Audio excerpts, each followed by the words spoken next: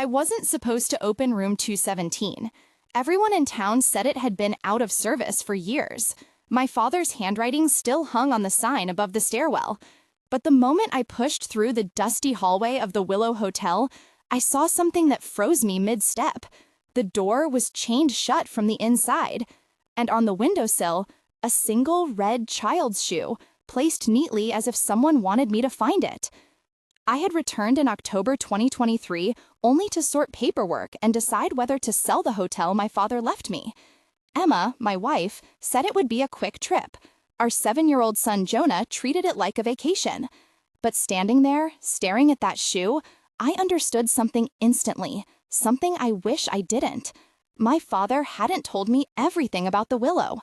And whatever happened in room 217, it wasn't done with us. The place smelled of old coffee and mothballs, but on our third night, a strange perfume drifted through the hallway.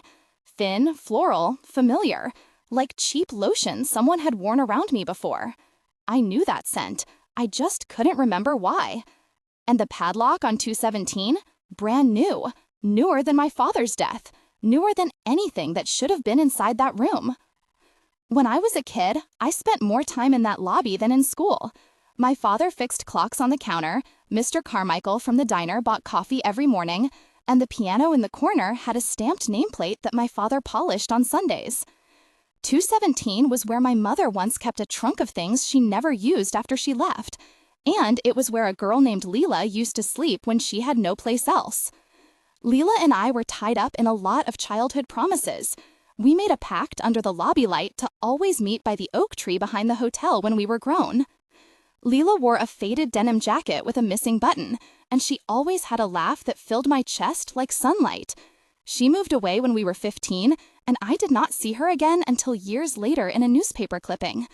My memory of her smelled like peppermint and rain, and the shoe on the sill woke those smells without warning. The first odd things were small and easy to dismiss. The night clerk, Rosa, texted me that some guests had complained about a light flickering on the second floor, though the breaker had been shut for months. I went up with a flashlight and found only the hallway dust motes glittering in the beam. 2 days later, Tom, the maintenance man, called to say he had found fresh nails and tape on the exterior back door, as if someone had tried to patch up their own entrance. I told myself those were the petty acts of trespassers, or kids testing which places were abandoned. Then Jonah began pointing at room numbers from the stair landing and saying things a child should not know how to say. "Room 217, he said, without looking at me, like he was reading a name. Emma laughed and said he was being imaginative. I felt my pulse tighten because the way he said it echoed the cadence of a lullaby my mother used to hum in the lobby as snow fell outside. The first scene that made me truly uneasy was the boxes we found in 217 after we managed to force the chain. Marco, the manager, and Rosa had come over that morning to help. Marco had been my father's right hand for years and smelled of old cologne and cigarette smoke. The room was oddly neat, set like someone expected an orderly inspection. On the dresser, there was a small mirror with cracks radiating like a spider web, a child's drawing of a house with a crooked chimney, and a folded hotel receipt from 1998. There was a faint odor of lemon and something metallic. I called Emma into the doorway, and Jonah stood at her knees, clutching his dinosaur. We spoke in the doorway with voices that tried to stay level. "Marco, who was assigned this room?" I asked. "Nobody for years," he said. "Dad kept it closed. We used it for storage until last week." "Then who locked it up?" I asked. "I told you, I used the old chain," Marco said. "I left it like that out of respect." Rosa touched the dresser like searching for warmth. "It felt wrong to open it," she said. "I told you if anything was in there, it should stay." "Stay?" I said. "Why?" "You remember Leela?" Rosa whispered. "The girl who used to sleep in the back?" That name landed like a stone. I remembered Leela's laughter, the way she balanced on the banister, the promise under the oak tree. I also remembered a summer when she did not come for a week, and my father stayed up late at the desk and cried into his hands. The room seemed suddenly too small to contain what it might hold. The backstory I kept close was part of why I could not step away. Growing up, I had learned to read faces before words. My father, James, kept a ledger of every late night and every call. There were also nights when he came home smelling of someone else's bread and coffee, and my mother left because she said she could not keep running toward a future made of borrowed light. I had been the kid who hid under the counter while adults argued, the kid who swallowed questions like bitter pills.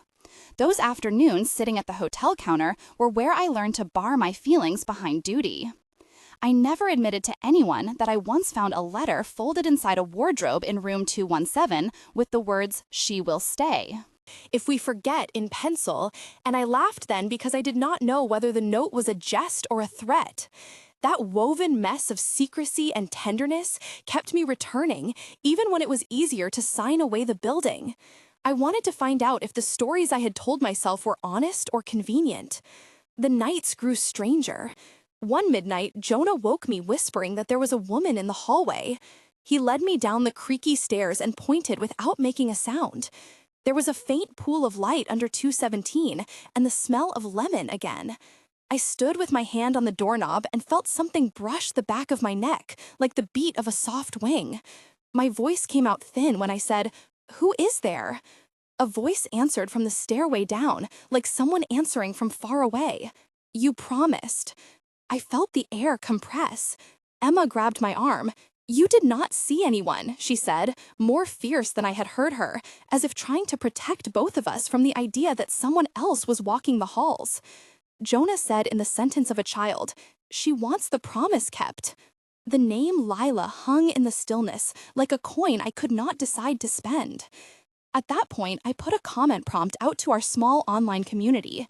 I asked if anyone had ever had the uncanny feeling that a place remembers you, that a building holds on to names and waits. Within an hour, strangers messaged stories about old houses, lost pets, and rooms that smelled like particular perfumes. I wrote a short note in the comment section of the hotel listing that asked people to share if they had ever seen something, and to write "I remember" if they had. The replies trickled in, short sentences and long confessions, and they were like a light showing me I was not the only one who felt buildings could keep secrets. When I closed my laptop and looked at Emma, she said quietly, "You are stirring up memories for everyone." That small exchange was the point I realized this was not only about us clearing out an estate. The town's past was rubbing at the edges of the present. The first formal investigation began when Tom, the maintenance man, found a shallow patch of disturbed carpet under a radiator vent in 217 and pried up floorboards to reveal a folded scrap of fabric. He called Marco, who called me. I went up with my phone flashlight and found the fabric. It was a child's dress pattern cut from a curtain, small and stained, and wrapped around what looked like a rusted toy. We argued about whether to call the police. I felt ridiculous, as if I were making a mystery out of a childhood trunk. But there was something stubborn in me that would not let it go. We called Detective Harris because Marco trusted him, and because the town's small police force was used to handling delicate things with gentleness. Detective Harris arrived with a partner named Officer Klein, and with them they brought a methodical calm. Harris had an old notebook and a pen that clicked like a metronome. He looked around before he spoke, taking in the chipped paint and the whir of the ceiling fan with a face that did not betray surprise. He asked questions in a measured tone, and we all fell into the familiar rhythm of an interview. The exchanges were quiet but numerous. "How long had the room been closed?" Harris asked. "For years," Marco said. "My boss kept it locked after she left." "Who is she?" Klein asked. "No one by the book," I said. "Leela, maybe. She used to sleep in the back sometimes." I noticed Emma stiffen, and Jonah clutched tighter to his dinosaur. "Did Mr. James ever mention anyone staying there?" Harris asked, writing. "He kept a ledger," I said. "Sometimes names, sometimes promises. He never explained everything." "Has anyone been in recently?" Harris asked. "Only maintenance," Tom said. "We just pulled up the floorboard, found this wrapped up." Harris opened an evidence bag and handled the fabric with gloved care he had clearly practiced many times. He explained the basic steps to chain of custody in a voice that was flat and efficient. He photographed the scene, measured and noted, and took a swab for trace DNA. He said the fabric would go to Dr. Alvarez at the county lab, and that if there was anything useful, they would be in touch. His professionalism was calming. He asked for our contact information and left with his partner, closing the door behind him gently. The sense of formal procedure made the hotel feel smaller and more exposed. The technical description of the forensics was straightforward. Investigators photographed the scene from multiple angles to preserve spatial context. They documented the item with scale and took swabs for trace biological material. The sample was placed in a sterile evidence bag, labeled with date, time, and collector initials, and logged into the evidence room where it awaited DNA profiling. This process is designed to maintain chain of custody so that any results are admissible and scientifically valid. When the lab called 2 weeks later, the voice on the line was careful and businesslike. The fabric contained a degraded DNA profile, but enough to run for comparison. We learned then that there had been a missing persons report filed decades ago for a girl named Leela Green. She had been 16 when she disappeared. The file was thin. There had been town gossip and hushed conversations and an inquest that reached no real conclusion. My hands shook as Detective Harris read out a section of the old report over the phone. He asked if I could come down to the station to look at photographs. I drove in a fog, and Jonah fell asleep in the back seat with his cheek on the window, his breath fogging the glass. At the station, a photograph book lay on the table with black and white photos of people and places. The images of Leela were young and fierce. I remembered then the denim jacket, the laugh like sunlight, the missing button. Harris slid the photo toward me, and I saw lines at the corners of my father's eyes that did not need proof of sorrow. "Do you recognize this?" Harris asked me. "I remember her," I said. "She used to sit by the piano." "She was reported missing," he said. "Her last known address was a boarding home down by the river. No body was found then." We returned to the hotel with more questions than answers. The next escalation came when a group of us decided to open the attic over 217. There had been a rumor among the staff that my father used the attic as a place to hide things he did not want the world to find. Climbing into that attic was like crawling into a headspace where old things accumulate. The air was colder up there and smelled of dust and cedar. Marco held the flashlight while Rosa steadied the ladder. The conversation was a rapid volley of worry and practicalities. "If we find anything, we call Harris," Marco said. "Do not touch anything else," I said. "What if there is nothing?" Emma asked. "Then we close it up and leave it to time," I said, though my voice was thinner than I wanted. We found a box with a label my father had scratched in pencil. "Promises kept." Inside the box were letters, a small journal, and a photograph of Leela and my father arguing outside the back entrance. The journal was brittle. The handwriting inside was my father's, hasty and full of regret. The entries suggested a liaison that had turned tense. There was an entry that read, "I told her it would be safe here," and next to it a hurried scrawl, "I will not speak of that night again." My hands felt something cold, like the edge of a coin. The attic had a silence that made our breathing louder. The town reacted in small waves. Neighbors who had once been friendly now crossed the street when we came by. Lucy from the bakery refused to meet my eye in the aisle. Tom from the hardware store avoided the hotel lobby. People whispered that the Willow had always had secrets. Yet some came forward too. An old man named Harold brought a newspaper clipping from 1999 with a grainy photo and the headline, "Girl Missing." He told us he had once seen Leela by the river with a man he did not recognize. Each new testimony folded into a larger story until the hotel's memory felt like a crowded room. There were moments when the strange became blunt and unavoidable.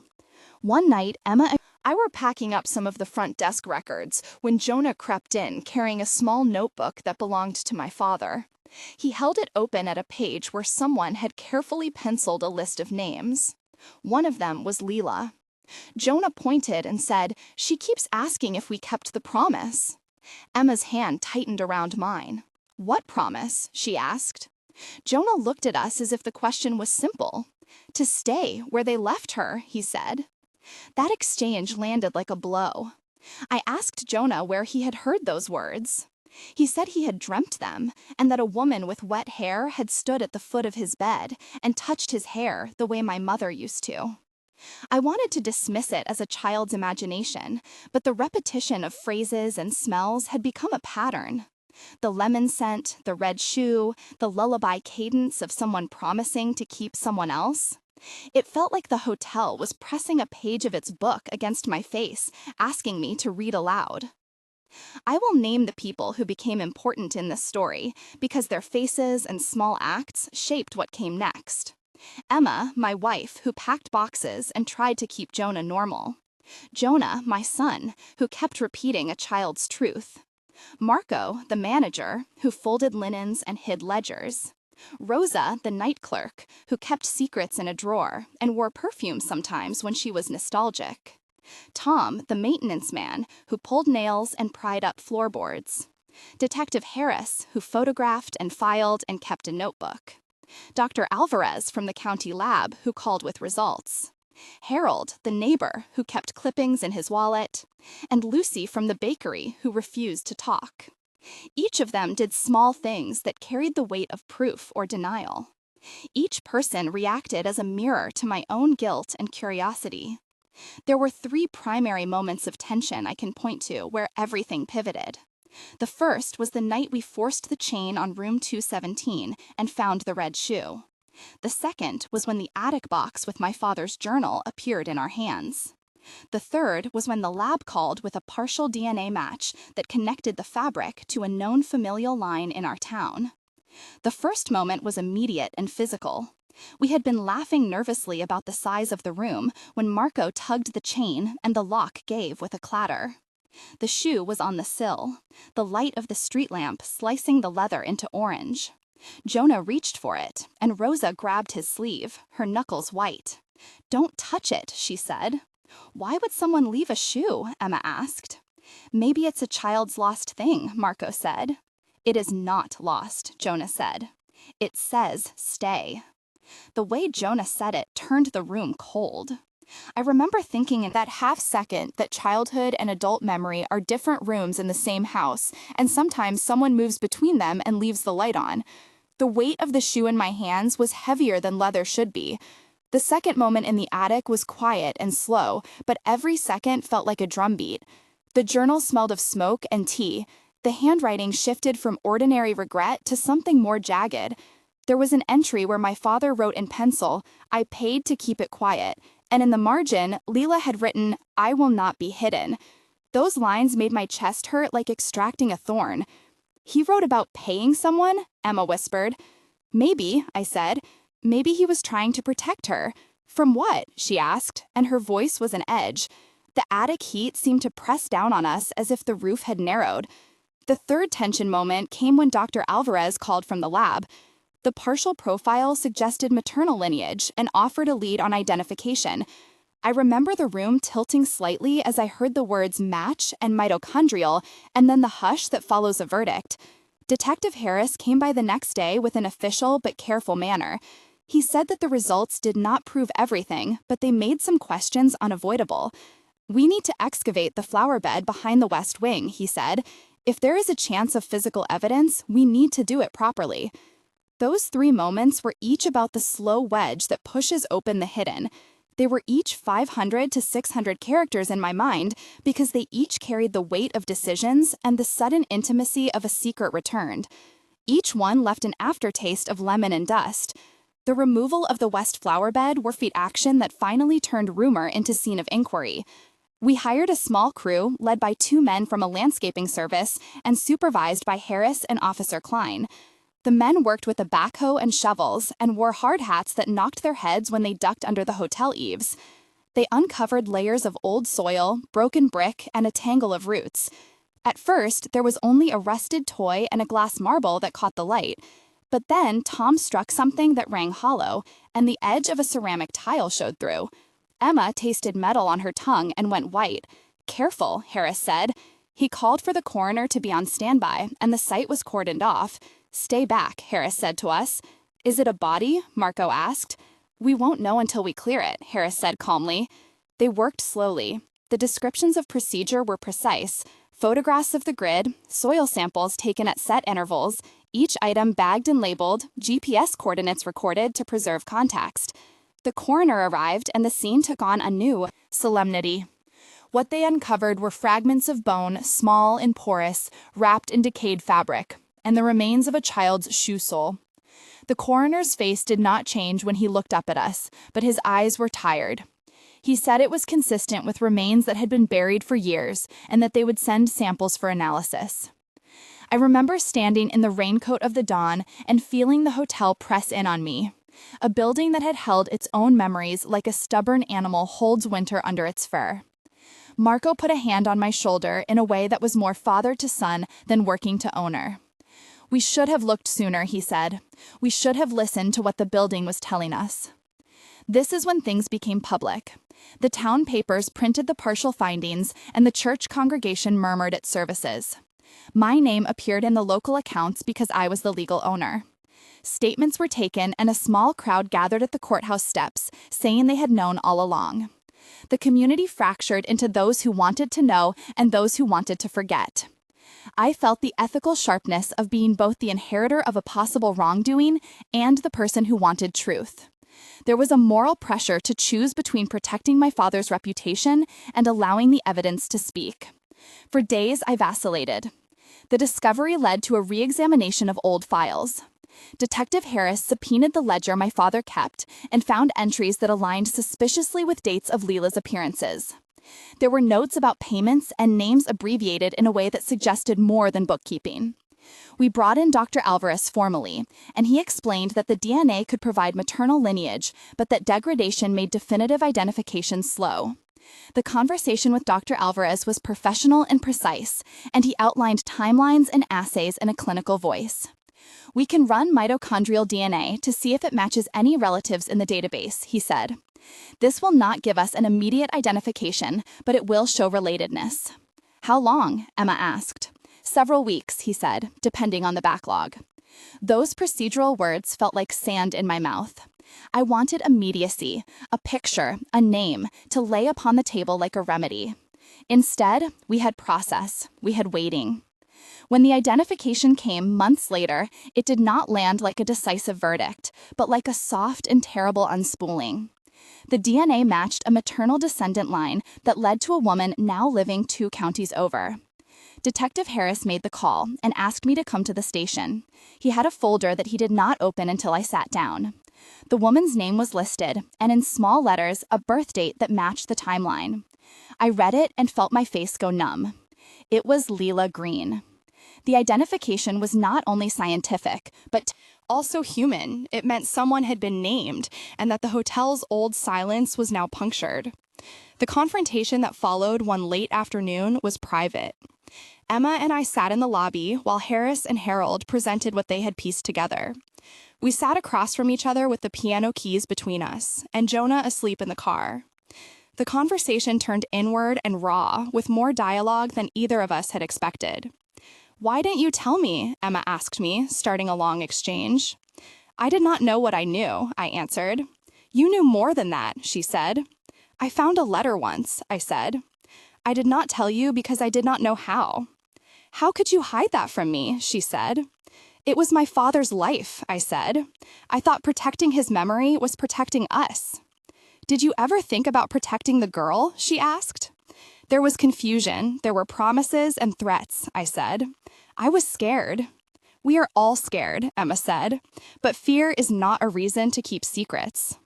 "I thought if we sold the hotel, it would be over," I said. "It is never over," she said softly, "not when there are bones." That exchange was one of many. The scene that followed was longer, with Detective Harris joining and with Marco and Rosa present for part of it, and each person offering a memory or a defense. There were 6 to 8 turns of conversation at least before the room settled into a brittle quiet. In those turns, Marco admitted he had helped hide a complaint once. Rosa confessed she had burned a note in the back room someday, and Tom said he had patched a board where he found a smear of something brown years ago. Each confession felt like adding light to a lantern that had been kept in a closet. The emotional confrontation with the entity was different for each of us.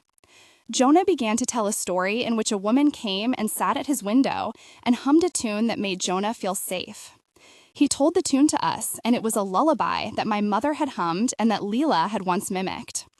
I stood in that room with the air heavy and recognized that my own childhood repetitions had become a haunted pattern. There was a moral decision to make. We could protect a name and an image of my father, or we could let the evidence and the town and the relatives have what they needed. The weeks that followed the identification were messy and human. Leela's relatives came forward. They were quiet people with worn hands and sharp eyes. They wanted to hold a burial and a small funeral. They asked for a public apology, not because it would bring a dead girl back, but because apology is a way of acknowledging. I agreed to publish the ledger entries and to open an investigative file to a regional prosecutor, though the town murmured that I was exposing family. Detective Harris helped coordinate. Dr. Alvarez provided certificates of analysis and timelines. The procedural descriptions were again precise and necessary for any legal move. We complied with every request because we wanted the process to have integrity. There were moments of violence, too. One night, someone smashed the glass of the lobby window and left a smear of paint spelling out unnamed accusations. We replaced the glass, and the town breathed out and then in. There was an online campaign of rumor and defensiveness. Yet there were also neighbors who sat with Emma and me and made us tea and said they believed we were trying to do right. Lucy from the bakery brought scones to the hotel and refused payment. Harold sat with his papers and pointed out dates when the bank records did not match my father's ledger entries. Each additional piece took the shape of a puzzle. One of the most intimate confrontations was with the hotel's spirit, if you will, because the building began to behave as if relieved to have its story told. In the weeks after the excavation, the scent of lemon faded from the hallways, and the light in the stairwell stopped flickering. Jonah stopped pointing at 217 and sleeping through the night. That lullaby that he had hummed once in the par faded into silence. I do not pretend to understand metaphysics, only the human fact that when truth emerges, some pressures release. The epilogue spreads out in time and altered gestures. 1 month later, the community organized a small vigil at the old oak behind the hotel. A bench was placed there with a plaque that read in simple letters, "In memory of Lila Green." People came with flowers. Emma held my hand as we stood in the cold, and Jonah placed a small red shoe on the bench. The hotel was quieter. 3 months later, the prosecutor announced that the evidence warranted a grand jury review of possible negligence and concealment. No one was indicted immediately. The investigation broadened to other missing persons files, and the town police opened a review of archival procedures. Dr. Alvarez reported that additional testing had refined the timeline of the remains, and that the case would likely be included in the regional missing persons registry. The hotel lobby had become a place of official visits, with reporters and distant relatives. Marco continued to work the night shift, but he did so with a look that had more acceptance than defiance. Rosa cleaned the counter with deliberate motions, and sometimes sang quietly to herself. 6 months later, the Willow reopened its doors for a memorial service attended by neighbors and family and a handful of journalists. We decided to keep the room 217 closed with a placard that explained why. The town decided to commission a small historical review of unsolved cases and to fund a volunteer archive to protect records. Emma and I met with Jonah in the lobby and watched as he placed flowers at the base of the oak bench. The hotel's piano played gently in the background. I felt the ache and the small stitches of repair. The moral complexity remained. Our family had to live with the knowledge that my father had been part of a chain of actions that contributed to silence. We had to accept that exposure did not wipe away complicity, but it did change its shape. There were many technical and bureaucratic things that had to happen in those months. We submitted ledgers and keys to the prosecutor. We coordinated with Dr. Alvarez for follow-up testing and the coroner for a death certificate to allow for burial. The landscapers filled and restored the flower bed, and the hotel got a new insurance inspection. People asked for records, and we gave access to what we had. The process of translating memory into documentation took time and careful handling. In the end, the question I was left with was not only what the building had kept, but what I had kept inside myself. There is a sense of responsibility that comes with inheritance. I had to decide whether to protect a reputation or to push for truth. That decision was not a single moment, but a succession of choices. To call Detective Harris, to allow coroner access, to open the attic, to publish ledger entries. Each was a small admission that inaction is part of history as much as action.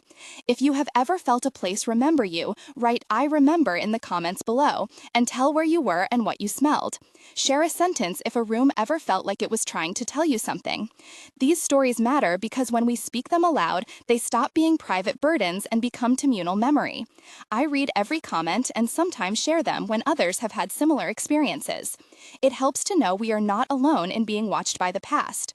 I do not offer easy answers. The Willow stands now with a plaque and a closed door and a bench and people who sit and remember. I have begun to sort through what to keep and what to discard. Some nights I still wake with the taste of lemon on my tongue and the echo of a lullaby. I think about the way a promise can be both shelter and a chain. I think about my son and the way he once told me a woman with wet hair had come and asked him to keep something. I think about Emma, who packed boxes and kept me grounded, and about Marco and Rosa, who had been both protectors and people who hid. There is an ambiguity that remains. We did not prosecute everyone or lay blame in one neat arc. Some in town will never forgive the way secrets were held. Others will say the past was a complicated web, and that blame is not so simple. My father is gone, and I cannot ask him what he meant to do. I can only place what I know on the table and allow the law and the community to weigh it. My family continues on. We have built new routines that include tending the bench and occasionally welcoming those who come with questions. The piano in the lobby plays the same chord progressions, and sometimes I sit and play the melody Leela used to hum. It is small and awkward and human. I want to thank those who read and listen, and to remind you that silence protects nothing in the long term. If you keep a secret out of love or fear, consider who else it might be keeping silent. For now, the Willow is a place of mourning and of small repair. We will continue to cooperate with investigators and to welcome those who want to remember. If you found this and it resonated, subscribe to the channel to follow updates and to hear other stories about places that remember us.